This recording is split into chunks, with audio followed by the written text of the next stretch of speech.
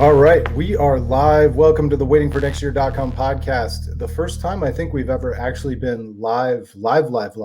How's it going, Andrew? Pretty good. Although I think we tried to do something on Facebook Live at one point. I seem to recall us. We were doing like a hacked version where you were like somehow you were like broadcasting through an iPod and screen recording the iPad, Oh, I and you were forgot like about screen that. recording it or something. So we did try to hack our way through it once, but Yeah, we're that's pros true. now. I was using an iPad with your head on it as the monitor. That's And right. you could hear me, but you couldn't see me. That's correct. That's right.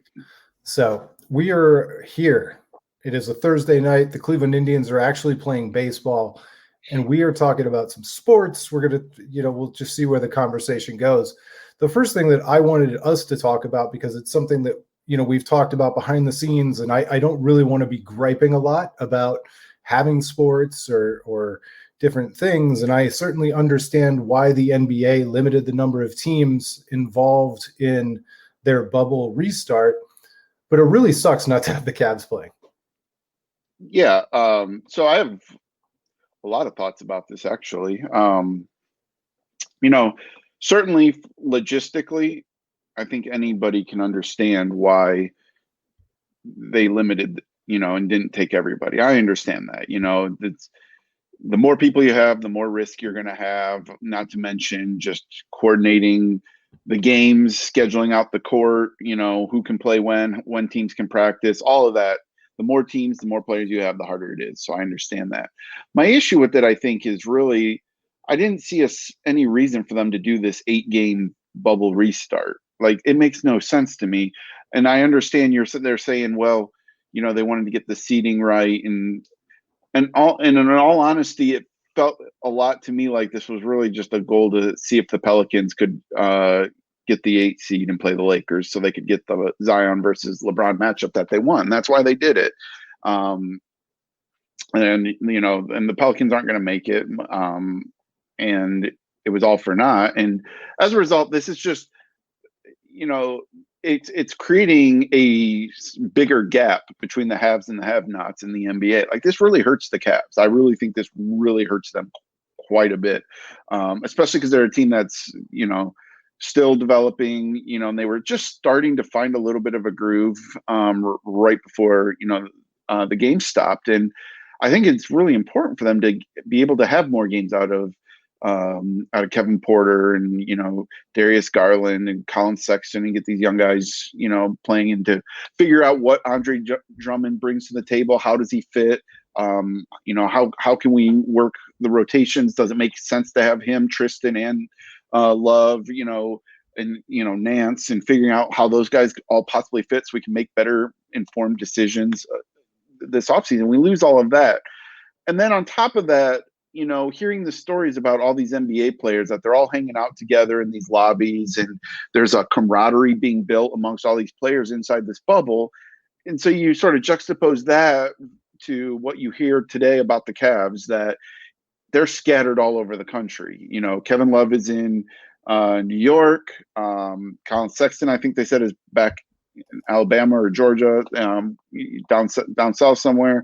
When they opened up the practice facility, it was only Larry Nance. He was the only player for the Cavs who was coming in and practicing, because everybody else was scattered. And so not only are the Cavs missing out on sort of that camaraderie that's going on and talking to other players that's going on inside the bubble, but they're even losing connection, I feel like, with themselves a little bit as well. That there's that loss of cohesiveness. So I think this is really doing a lot of damage for the Cavs, and especially when you consider that the Cavs have some decisions to make. They got to figure out, if Tristan is interested in coming back, does he make sense to come back? He's not. But I feel like this might have changed things a little bit, because I really think we have to see what's going to happen with the salary cap, but assuming that the salary cap either drops or holds steady because of the loss of income, it's going to create a very tight free agency window, and it might make sense for Tristan to actually stay with the Cavs for another year. but that, that decision, and Andre Drummond's already said he's going to opt in, so there's not a decision per se, but you still want to get as much time with him as you can before you have to make a decision.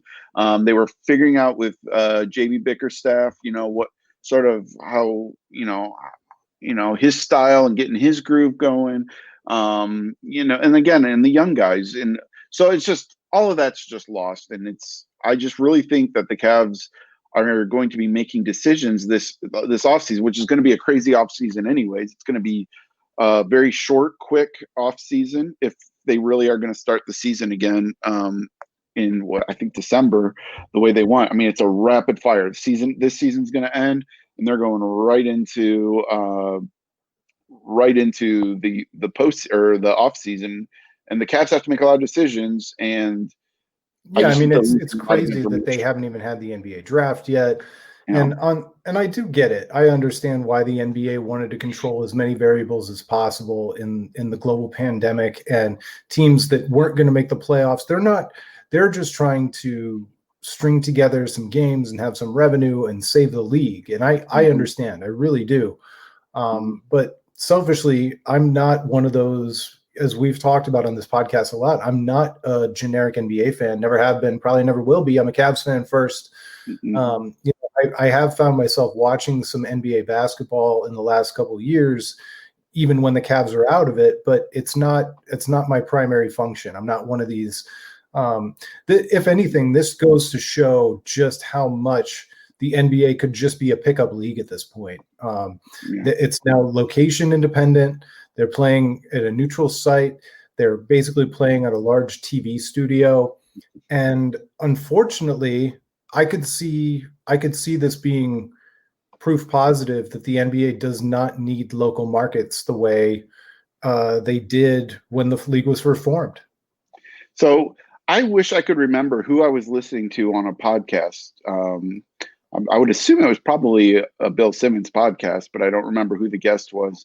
And they were talking about this, that maybe it was Malcolm Gladwell. I'm not sure, but they were talking about some guy who, had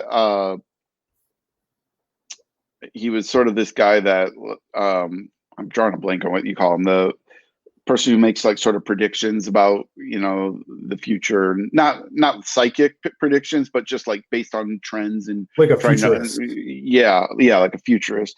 He had this theory that that's where NBA basketball was going, that it would eventually be played on a TV stage. It would just be a TV production, that it didn't make sense for fans to go. The NFL should have done that anyway. Yeah. And so, well, and the one thing is you do see the NFL, they are making smaller and smaller stadiums. A lot of the new stadiums are a lot smaller, and, perhaps anticipating that to some degree, but yeah, so it is kind of funny that I don't think he anticipated this would be the reason that the NBA would be playing these games on basically a stage, but it's kind of where we're at. And so it's just kind of funny that it played out that way. But yeah, I mean, don't get me wrong. Like, I love the NBA. Like, I'm a huge NBA fan. I'm a Cavs fan first, but I follow all of the NBA. And if the Cavs were in this, I would probably be watching most of the NBA games. But because the Cavs weren't even invited, I'm so upset about it and just turned off by that. I don't like that feeling of just being left out. We're just forgotten. We're just poof, but nobody feels like they can complain about it. Yeah, exactly. I mean, because there's good reasons why they did it. It just doesn't make it suck any less. Well, and they couldn't make the playoffs. They weren't going to be able to make the playoffs. They weren't going to be relevant in any structure of what this NBA season was going to turn out to be. And they cast that die. That team earned their spot out of the fold. Now, what are you thinking in terms of the second bubble, the Chicago thing? What do you think about that? Does that make it any better for you? I mean, I would love for it to happen. Certainly doesn't sound like it's going to happen, so I'm not giving it too much thought. But I would like for it to happen just to get the Cavs back together as a team. That get them in the same room, working out together, playing together, building that chemistry, all those things. And it just doesn't sound like it's going to happen. I don't think the Cavs are going to be back together as a team until I don't know when training camp will start, if that's November, December, so that's best case scenario. That's assuming that even works. Maybe they're going to, I don't even know, like, if the NBA is going to decide to do, another system of bubbles, or what they're going to do if we don't have a vaccine by then. I don't necessarily know that the NBA is going to say, all right, well, let's just go back to no bubble and just have teams play like normal. I would think that, seeing the success of this bubble, they'll want to try to incorporate that. And I'm not saying that, they would disinvite teams, but it might be a different situation, and there could be delays with trying to figure out how to work multiple bubbles or whatever it is they have to do. Try to incorporate that. And I'm not saying that, they would disinvite teams, but It's fun. All right. I was checking to make sure it was working, and all of a sudden you were screaming back at me on a different feed. Sorry about that. I was just re-emphasizing the point. I know, it bears repeating. Yeah.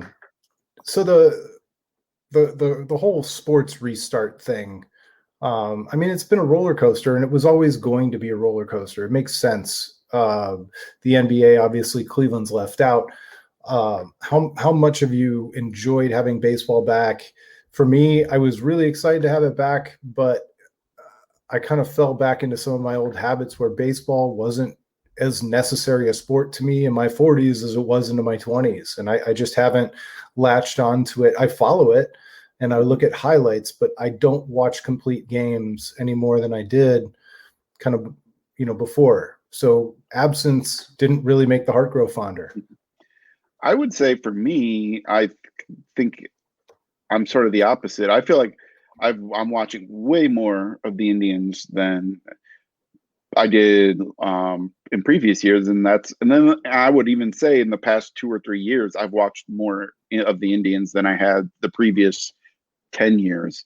I had kind of found myself getting back into baseball a little bit and getting into the Indians, and really following them a lot closer. But I've watched probably at least 3 innings of every game that the Indians have played this year. And most times I watch 7 or more innings. I've watched, the entire game, I don't know, probably 3 or 4 times. And that's a lot for me for watching the Indians. Normally I would say I don't do that much. So I've been enjoying it, but the problem is the Indians' offense is making it really hard. Like, it's infuriating watching that offense. But don't get me wrong. Have I watched a second of baseball that's not the Indians? No, I haven't. I haven't watched not a second of any other baseball other than the Indians. That's something I just don't have that in me anymore for whatever reason. If I was going to have it on, I would have to be working on something on my laptop and just have that on in the background. That's something that I'm not even paying attention to, probably. But to just sit on my couch and pay attention to a regular season baseball game that's not the Indians, nah, I would say having sports back is great, but it doesn't make me want to do that anymore than it's really interesting because previously. I agree with you. Baseball has ceased to be kind of a national sport for me quite a long time ago. There have been years in the last few years where I haven't even watched the World Series. I keep up with the headlines, but I don't really watch any games. But I think it's a couple things. I think there are alternatives, more alternatives, obviously, than there have ever been. I think that even if you are going to sit on the couch with your notebook, you could watch anything. You could have a rerun of Mad Men. You could watch absolutely anything in the world, and you're probably not going to choose some random baseball game. But I do remember in my college years and the immediate post-college years, the late 90s, early 2000s, into the mid 2000s, watching the Sunday Night Baseball, the ESPN broadcast of baseball. Absolutely. I remember because I used to bitch so much about the Yankees and Red Sox playing, the 17th game on national TV, and that the East Coast bias. And now, I couldn't care less who they put on the national broadcast. Sure. And growing up, I loved watching baseball. I remember watching I remember watching the A's and Reds, the A's and the Giants in the World Series. I remember watching Kirk Gibson's home run. Yeah, and I always had like the Giants were always my National League team that I kind of liked, and so I remember Ozzie Smith. and yeah, yep, and so the Giants would be on national TV a lot, and I remember staying up late to watch them. I was watching the game during the earthquake. Yeah, I was too, and I don't know what it is that I lost that caused me to stop having that interest or that desire. And a part of me almost wonders if it's coincidence or if this is causality or not. But it sort of, for me, ended when I stopped collecting baseball cards. When I stopped collecting baseball cards, I feel like I kind of lost touch with baseball at large. And even though I would play fantasy baseball, it wasn't the same as like when I was like hardcore into collecting baseball cards. I mean, I was every weekend I would ask my parents to take me to the card store. Remember when they had card stores and you just go in these stores and they just have the glass cases full of different cards and you buy packs and they had entire card shows at Great Lakes Mall and they were so good. And you get your Beckett and look up how much the cards are worth, and have them in my books and organizing it. And I loved it and I was really into it. And so I don't know. I can't say for sure that's losing that is why I stopped watching it, but they happen at about the same time. So it kind of makes me wonder if there's something to that a little bit, that just having that connection to understanding all these players. It just felt like at that time too, like it felt like baseball had stars. Like, there were a lot of stars, like large personalities in baseball. We were the perfect age for Ken Griffey Jr. I was just going to say Ken Griffey Jr. I mean, Jose Canseco, say what you will about Jose Canseco, but he was larger than life as a it was amazing. Star, and Bo Jackson and Deion Sanders were, messing around in baseball. And then you had, your Cal Ripken, like you said, Ozzie Smith, Kirby Puckett, Will Smith. I mean, on and on and on. Like you just had all these guys that were really great. Did you say Will Smith? Or do you mean Will Clark? Will Clark. Yep. Yeah. Not Will Smith. Although he has a baseball player's physique. He could have been a high average hitter, stolen a lot of bases, or maybe covered a lot of ground in center field. And he could play one in a movie, perhaps. But it's just funny. My kids are actually watching Men in Black right now. Oh wow, that's a coincidence. Blast from the past, man. Yeah. And so, it's not that there aren't good baseball players now, but the baseball players today are not. I don't feel like they're stars. They're not. And I don't think it's just Cleveland has one of the biggest stars in the entire league. And he's signed with New Balance. It's really cool for us, but I don't know how well that plays. Do people in Cincinnati care? Do people in San Francisco care? Probably not. And, and maybe to some degree, I wonder if, you had Albert Pujols was the best player in baseball for a very long time. And, he didn't speak English all that great. Did that maybe make him not as big of a personality? I mean, he was a great baseball player, but you didn't see him as a strong personality. And, then you have Mike Trout today, who, famously is just not that guy. He's a reserve guy. Manny Ramirez was the guy for a long time too, and he wasn't a real outgoing interview kind of a personality. He didn't want to talk to anybody. Correct, absolutely not. And so, you just sort of had this change, I suppose, too, in maybe the personality of some players, and I think at some point, I think baseball really fell behind in marketing their players as well. I think, people have talked about this, but, I just think you look at how well, particularly the NBA has harnessed the modern technology, social media, what's going on in the NBA. You see the highlights and the clips, even if you're not trying to. You're going to see on Twitter, you are going to see the best plays by the best players. It's everywhere. And in the NFL, you can usually name a star per team, at least one. Yeah. And whereas baseball got really protective of their rights, they didn't want people distributing clips. They had to protect that rights. And it really hurt baseball too, I think. I think that's another thing that just not being able to freely pass around guys making incredible plays in the field or, crushing home runs or, whatever. The baseball's gotten better about it for sure. Like you're starting to see a lot more of it. But it just set them so far behind the other sports. I mean, I just think about, how when we were kids, I would say the NBA was a pretty distant third behind baseball and football in terms of popularity. And they've just harnessed that. I mean, some credit, of course, goes to Michael Jordan, as we saw in the Last Dance, that you saw Still that only his watched impact one episode. and they sort of slingshotted that, and then they used that like sort of profile, that increase in profile. Then they used the marketing, the technology, and figured out how to let them sort of become the cool sport. And then football obviously just became something else entirely. I mean, football is miles ahead of anything else in terms of sports, but basketball has easily surpassed baseball, especially amongst anybody younger. Under 40, basketball is the number 2 sport. I mean, it's not even close. Yeah, and then on top of that, there's so many more niche sports. You've got people watching esports. You've got UFC. You've got the point is, I mean, that Premier it's League just is very popular, especially with young kids. So you got and so soccer is always there as a thing that's slowly growing as well. Yeah. and there was a stigma when I was growing up, right or wrong. There was a stigma about the kids who didn't know sports, who didn't watch sports. And now I think it's far more acceptable to be like the Star Wars kid or the sci-fi fantasy kid or the comedy kid. Yeah, Fortnite.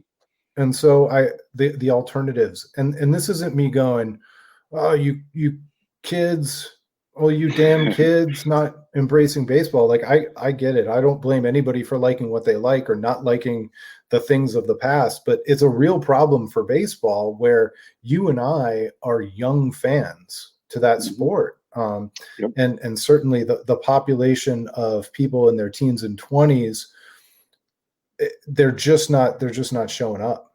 They're just not. I don't think they're rebuilding that audience from the ground up every year, and that's just unfortunate for them. But it's also a league, and this is something that I don't want to bring up Roger Goodell, but certainly the NBA has maybe the best commissioner in all of sports right now, and maybe one of the best commissioners that has ever been a commissioner of any sport. Baseball has been lacking in that department. I think even if you got a quiet moment with with the owners and the players, they would admit that it's been a big problem for them for a long time. Yeah, I think Selig really mishandled a lot of the steroid stuff, which really damaged the league. Was Selig the commissioner when they had the strike as well? Was he already commissioner, or did that happen? In '94? Yeah. So, there was a lot of things that happened under his watch that were very damaging to baseball's popularity as well. And he doesn't deserve all the blame for all of that, but certainly, he was in charge. And, I just look at, you mentioned Adam Silver. And I mean, I can't say enough great things about Adam Silver. I mean, you look at when he took over as commissioner, he was not in that job very long when the Donald Sterling Silver. Yeah. When the Donald Sterling thing happened, I think he was only a couple months into the job, so you're a new commissioner and you just have this disaster fall in your lap. And the way he handled that was just masterful. It was absolutely masterful. I mean, for years, people wanted Sterling out of the league, and he found a way to, first of all, get all the owners on the same page and say, look, we have to get this guy out of here. That was first and foremost, which is not easy. It's easy in hindsight to say that, it was obvious it always should have gone this way. But to your point, and I'll let you finish, but he took something that could have been an utter disaster and a negative career-defining thing, and he turned it into one of the highlights of his resume. Yep, exactly. And the other thing he did was he allowed the players to not just have a voice, but to really feel their voice in that. He leaned hard on the players to understand their perspective on this and what outcome they wanted to see from this. And I think it built so much trust from the players right off the bat. And he has time and time again shown that he's not always going to do what the players want. He's not just a yes man to the players, but he allows them to feel like they're part of the conversation. The players have become more active in the league. They have a stronger voice in this league than they ever have before. And I think that's nothing but a credit to him. And to my point in comparing this to Bud Selig is, again, there are controversies and things that come up, and you can't blame everything. If the Donald Sterling thing would have gone bad, you would have said, well, you can't totally blame that on Adam Silver, because how could he know, or what was he supposed to do? You would have had every excuse in the book for why it wasn't his fault that it went bad. But he found a way to make it work, for the most positive outcome for the league. And Bud Selig just always seemed clueless. He just he never understood, especially with the steroids thing. And, I just really go back to the way they sort of let that fester. And, he just never tried to get the players on the same page. And I know the players, again, you can have every excuse. The players union is much stronger in baseball and, all this and that, but I just never felt like he showed any leadership in that. He was the guy in charge, but there wasn't a lot of leadership. And, I think with Goodell, he's not a popular guy. He's not a well-liked guy in a lot of circles, but in a lot of ways he's effective though.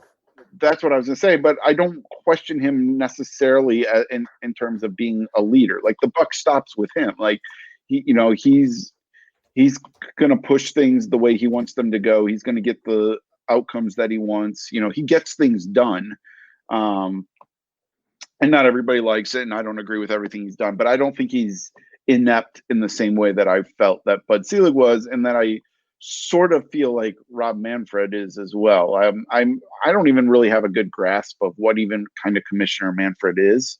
No, I just had to look him up, because the one thing that I was wondering is, Bud Selig was part of an ownership group, and correct. Then they elevated him to being a commissioner. Yep. So Rob Manfred was the chief operating officer of Major League Baseball, and obviously the NBA doesn't bring somebody out of ownership.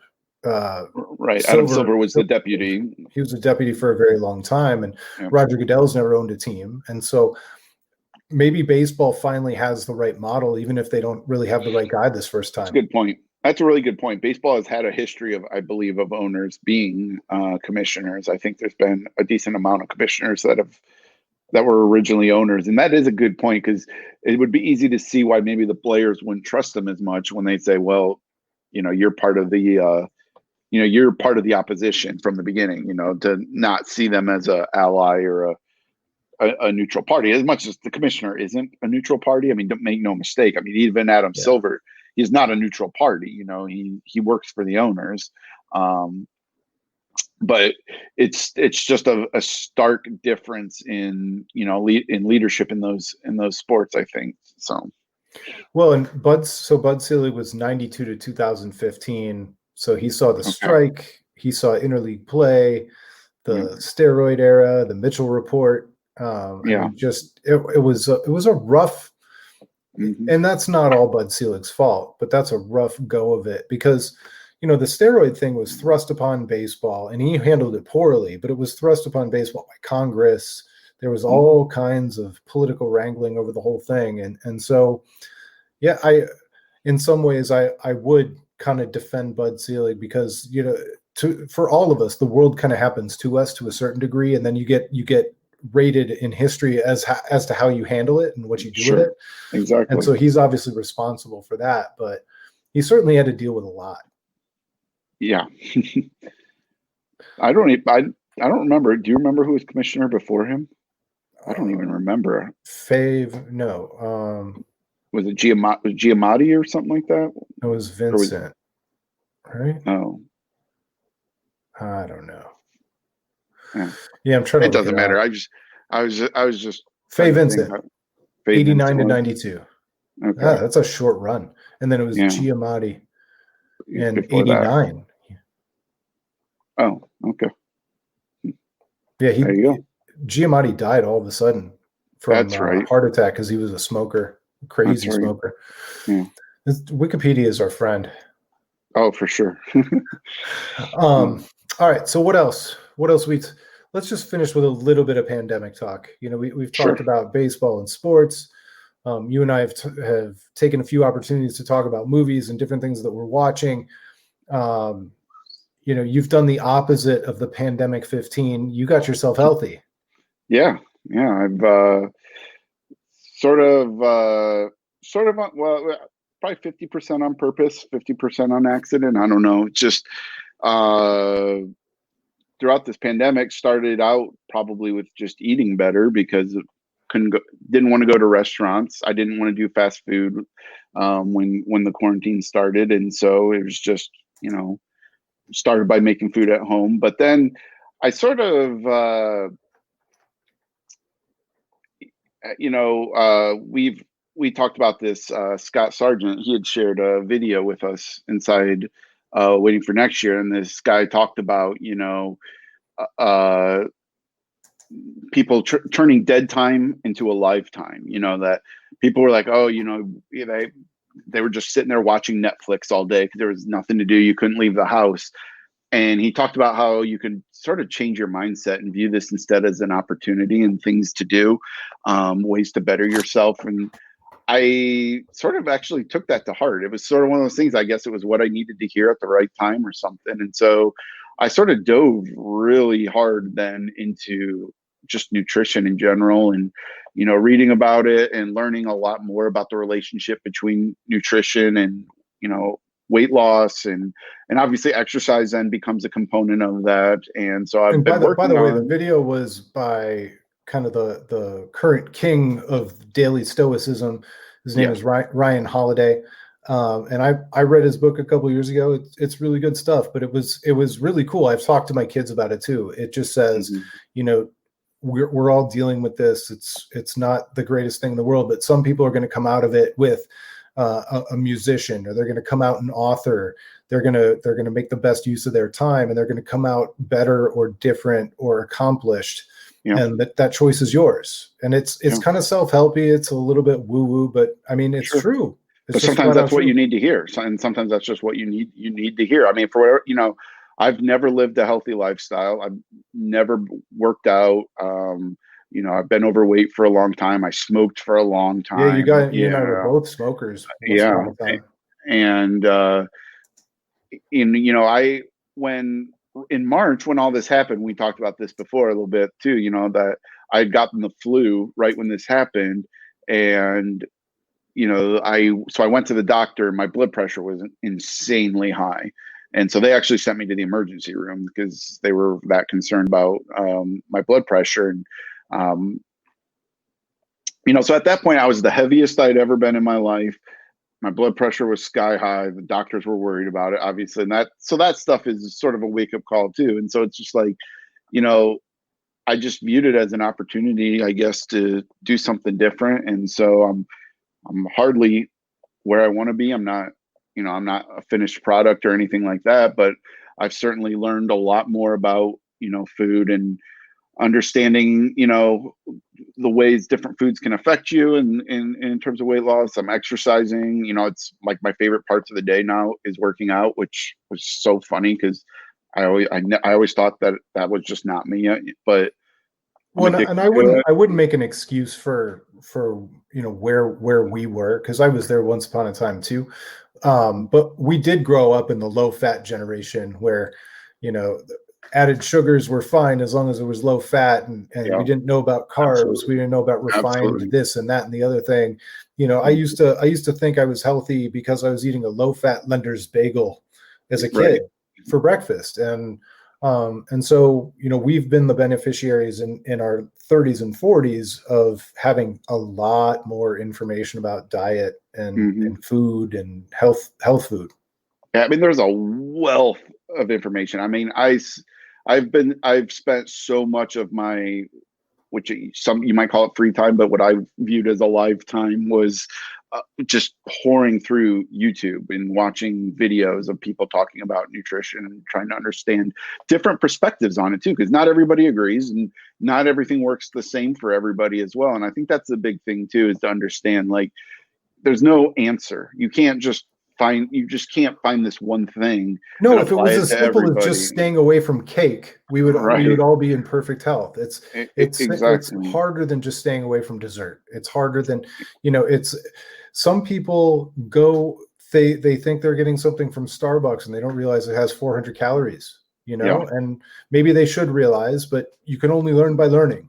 Right. I mean, yeah, that's the big thing too, is understanding too. Like, I always thought, like, even like keeping track of calories, I always kind of thought, well, I had a running tally in my head. Like, I kind of knew where I was at, but you can't do it that way. Like, if you really want to get serious about it and understand it, like, you have to track every calorie to understand, at least when you're first getting started, because you got to understand where you were getting your calories, and you would be shocked at how many calories you accumulate without even realizing it. Like, It's the old adage, if you're not measuring it, you can't manage it. that's right. Yeah. And so, does that mean I'm going to be a guy that's measuring everything with a food scale for the rest of my life? I don't know. I can't wait till you start not. doing the cheat meals with with the Rock on Sunday nights. It's gonna be awesome. Yeah, but right now it is what I need to do. Right now I am measuring all of my food with a food scale. I'm keeping track of everything so I can understand and have the data and understand, like, okay, well, on days when I do this, this is how I react, and this is how my weight fluctuates accordingly. And it's I don't even view it as a chore. I don't view it as a diet or anything like that. It's just, for me, it's just a sort of change in outlook and lifestyle, and well, it's awesome, man. You look healthy, brother. Getting there. So last but not least, any recommendations for stuff that people can watch, not even sports related? What are you checking out? I have a recommendation. I can go first if you want me to buy you some time. Yeah, go ahead, because I don't know if I'm going to have anything. I don't know what led me to even want to start this show. It'd be much simpler for me if I could say that my wife caused me to start watching it, but it's not the truth. I started watching the show on Netflix called Working Moms, and it's exactly what I needed. It's really funny. The episodes are 22 minutes long. It's not one of the 45 or 50-minute shows, so that they're kind of like bite-sized episodes. It's a lot of fun. What's the premise of this? So I'm not familiar with it at all. Yeah, it's about it starts with these 4 women who are moms, and they've got babies, and they're part of a moms group. But it was written by, I think her name is Catherine Reitman, Ivan Reitman's daughter. Oh. And she and her co-stars are absolutely hysterical. It's like, it feels like it was written by a stand-up, where they were inserting joke after joke after joke. And that's how the first season started. And then it kind of took off, got a little bit more dramatic, a little bit more serious after that, a little less jokey, but still very funny. It's a little bit raunchy. It reminds me very much of what those early comedies on HBO were like. Not Larry Sanders so much, but I'm trying to remember. There was like there was a Arliss, and it's a woman's version of Arliss. There was another show that was on HBO back in those days. It was like a half hour, and there was like a psychiatrist, and he and his wife were the stars of that show. But it would totally fit in those early days where HBO was revolutionizing television. Yeah, that show is on like the tip of my brain now, I think, trying to remember that. But yeah, that's interesting. Yeah, I would say I'm not really watching anything new right now. I sort of accidentally fell back into a West Wing rewatch, and so I'm on season 2 of that, and I feel like I'm always good for a rewatch of that every year or two. But the show that I'm thinking of is The Mind of a Married Man. And that was that the actor. I never remember his name. I, But you had The Mind of the Merry Man, you had Dream On, you had and then like this would have fit in a block with Sex in the City. It could have been either just it going could to have say been Sex in after. the City was around that time. So, and it's definitely geared more towards women, but it's just good. Good shows are good. Even people forget because Sex in the City became nothing but a woman's show towards the end. The first 2 or 3 seasons of that show were incredibly great, like universally great. They weren't just aimed at just kind of like Entourage became a bro show. Sure. But when it first started out, the first couple seasons were great. Couple seasons are awesome, although they do not hold up. The humor does not hold up in today's society. A lot of those jokes don't fly anymore. That's true. But I mean, that show is really good for the first couple seasons. I don't know if I've ever seen an episode of Sex in the City. You should watch the first season. I didn't have HBO at that time. That was one of the first shows I ever watched on Netflix with the DVD delivery. I remember watching, like, when you go to the hotel, we'd stay at hotels and they would have HBO, and then I could watch, like, I remember watching Our List. That's like watch a couple episodes of Our List. I don't know. It like I thought maybe I'm just picking up interference or something. Did it not repeat back to me? No, not on my end. But anyway, yeah, it's do you remember when free HBO used to be like a banner headline for hotels? Like it was a sign of quality. Oh yeah, absolutely. Like you had to check for that. Like you couldn't stay at a hotel if they didn't have free HBO. So, well, I think that's probably a pretty good place to leave it. This was fun. This was a nice first foray into kind of live casting in a way that we haven't really done before. Yeah. I'm not sure the video element really did anything for anybody, but yeah, I don't know. It's made it easier for us to feed off of each other, though, because it's not trying to like interrupt each other or anything like that. So yeah. All right. Well, thanks so much for watching, everybody. Thanks so much for listening. For those of you who are listening on the podcast feed later, we'll talk to you next time. It's been the waitingfornextyear.com podcast.